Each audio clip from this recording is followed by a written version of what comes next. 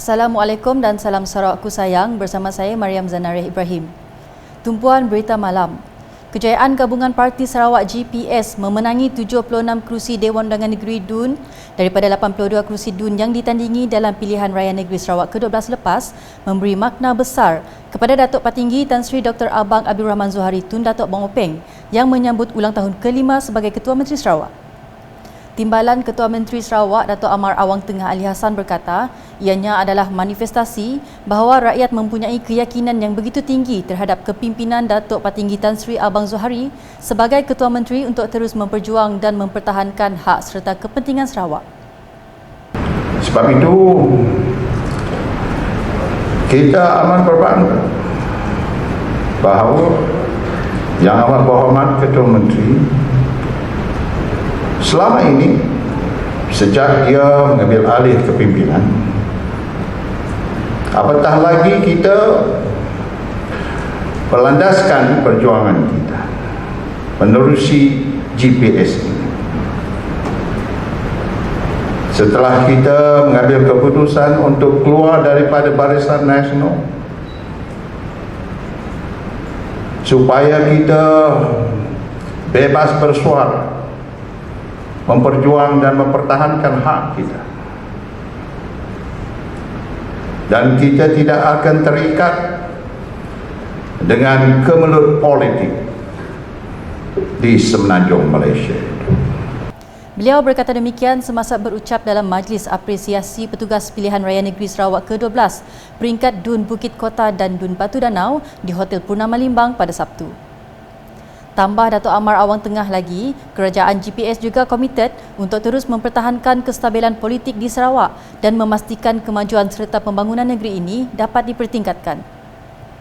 Mengenai sambutan malam apresiasi tersebut, beliau merakamkan penghargaan dan tahniah kepada semua petugas yang menjayakan perancangan dan pergerakan semasa pilihan raya negeri Sarawak yang lepas.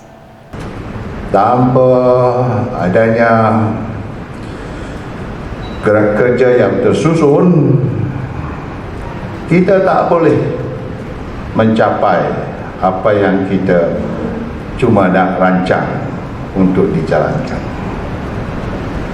Jadi itu, kejayaan ini banyak bergantung kepada gerak kerja yang dilakukan oleh kita semua untuk memastikan apa yang kita perlu rancang dan laksanakan dalam suasana yang berbeza dapat kita laksanakan dengan jayanya. Jadi tahniah sekali lagi kepada semua petugas-petugas kita. Laporan seterusnya. Projek menaik taraf lampu isyarat pintar di Kota Semarahan bagi mengatasi masalah kesesakan jalan raya di kawasan itu kini sedang dilaksanakan. Menteri Pengangkutan Sarawak Datuk Seri Lee Kim Chin berkata, lampu isyarat tersebut menggunakan teknologi kecerdasan buatan bagi mengurus dan meningkatkan keberkesanan mengurangkan kesesakan lalu lintas, khususnya di bahagian itu.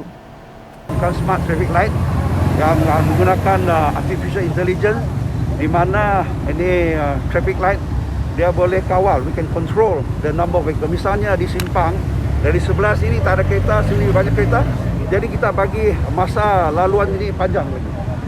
Itu kita tak, itu yang tak ada kereta itu kita itu merah lah, ya, hijau bagi yang banyak kereta. Jadi itu dia automatic, ada sensor boleh kontrol. Beliau berkata demikian semasa ditemui media selepas merasmikan kempen keselamatan jalan raya di Kuching pada Isnin. Tambahnya, 5 bulatan yang terlibat adalah Setia Raja Semarahan, Stutong Semarahan, Persimpangan ILP LKIM, Pusat Jantung Sarawak Samarahan dan Universiti Malaysia Sarawak Unimas Samarahan. Jelasnya lagi, pihaknya juga merancang untuk memastikan kesemua lampu isyarat di negeri ini akan dinaik taraf kepada lampu isyarat pintar. Dalam pada itu, beliau juga memberitahu kementeriannya akan mengadakan program Awareness Behaviour Change, ubah sikap pemandu dalam masa terdekat bagi mendidik pengguna jalan raya untuk terus mematuhi peraturan lalu lintas. Sementara itu, Pergerakan Pemuda Gabungan Parti Sarawak GPS berikrar akan terus memberikan perkhidmatan terbaik dalam mencapai aspirasi menjadikan Sarawak negeri maju. Menurut Menteri Muda Belia dan Sukan Pembangunan Keusahawan 1, Datuk Gerald Rentab Jabu, peranan golongan belia sangat penting sebagai penentu masa depan Sarawak. Saya telah jadi ahli di dalam Exco Muda Beli daripada tahun 1996. Masa itu hanya 2 orang saja, Ketua Pemuda dan 1 orang lagi. Pas itu hanya 1 orang saja, tidak lebih daripada 3 orang. Dengan kita puji Tuhan dan kepimpinan GPS, 8 orang menjadi YB dan 8 orang ini dalam kepimpinan saya sebagai Ketua Pemuda, kita akan memberi peringatan yang terbaik untuk semua. Bukan saja di muka, dibetulkan di semua Sarawak, kita akan memberi peringatan yang terbaik. Kerana orang muda lah yang akan menentukan masa depan Sarawak. Sekarang kita di arah pembangunan yang lebih lagi, yang meningkat daripada segi polisi yang membuat Ketua Menteri untuk tinggi banjo. Dari segi polisi digital, ekonomi digital, dari segi pembangunan belia, dari segi pembangunan jalan pesisir kita dan sebagainya, termasuk juga Epok Mukah. Berucap dalam majlis santai belia sempena lawatannya ke Mukah, Datuk Gerald mengucapkan terima kasih kepada Ketua Menteri Datuk Patinggi Tan Sri Dr. Abang Abdul Rahman Zohari Tun Datuk Abang Openg kerana memberi kepercayaan kepada Barisan Pemuda untuk meneruskan kepimpinan di Sarawak.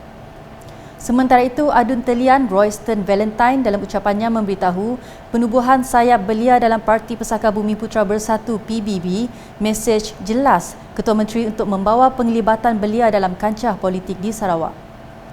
Beberapa hari ini kita ada dengar daripada Yang Amat Berhormat Ketua Menteri sendiri mencatatkan untuk penubuhan belia, sayap belia di dalam Parti PBB lah. Itu salah satu petanda bahawa golongan belia ini akan diiktiraf. Bukan akan, sebenarnya sudah lama kita diiktiraf. Mungkin kita tidak nampak peluang itu, mungkin kita tidak kurang jelas platform yang ada yang telah diberikan kepada kita. Jadi ini satu mesej yang jelas daripada Yang Amat Berhormat Ketua Menteri kita untuk golongan belia terlibat di dalam politik secara langsung.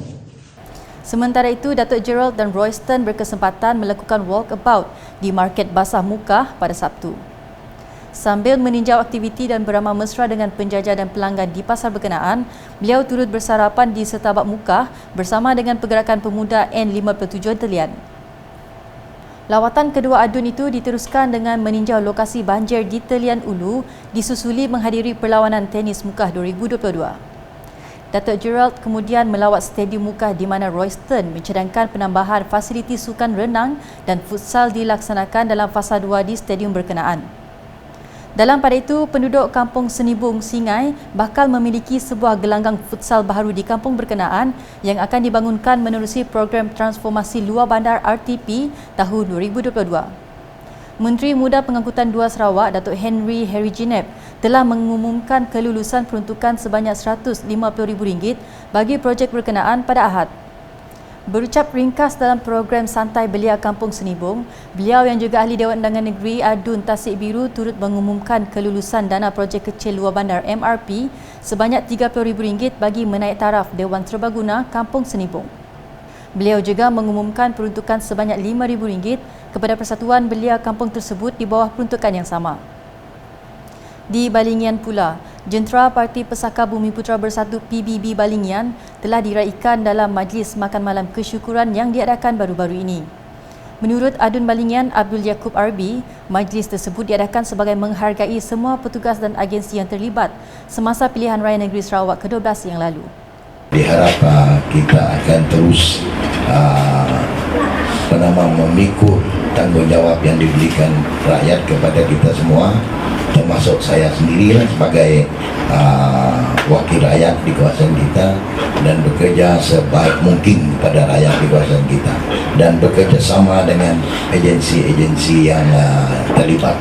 Pada pilihan raya negeri Sarawak ke-12, Abdul Yaakob menewaskan 2 pencabar, Yusuf Abdul Rahman daripada Parti Sarawak Bersatu PSB dan Abdul Jalil Bujang daripada Parti Keadilan Rakyat PKR dengan majoriti 4,050 undi. Manakala di Lambir, Adun Lambir Dr. Ripin Lamat telah mengadakan lawatan ke Jambatan Sungai Satap 1. Beliau yang juga Menteri Muda Belia, Sukan dan Pembangunan Usahawan berkata, lawatan itu bertujuan memantau pelaksanaan projek bina baru Jambatan Sungai Satap 1 yang kini sedang dalam pembinaan. Sementara itu, beliau berharap projek bina baru jambatan itu akan disiapkan dalam masa yang ditetapkan.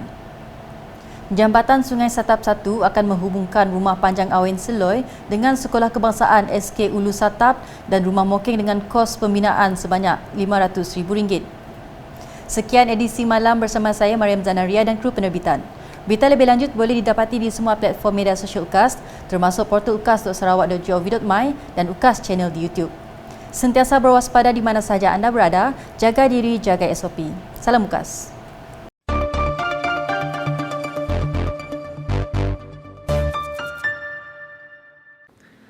I would strongly advise those planning to return to their villages and longhouses in the interior to take strictest precaution in doing so, because we have noticed a lot of the cases in the interior is being imported from the urban area.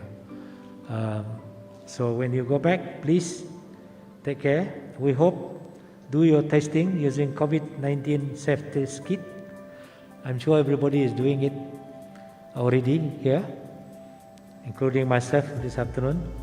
This is the least you can do to protect our grandpa, grandma, parents, aunties and uncles, the young one from the COVID-19. Use your mask, use your face mask, observe the physical distancing, avoid close conversation and do not gather in a group to socialize while others when you have arrived in your place, and avoid social gathering.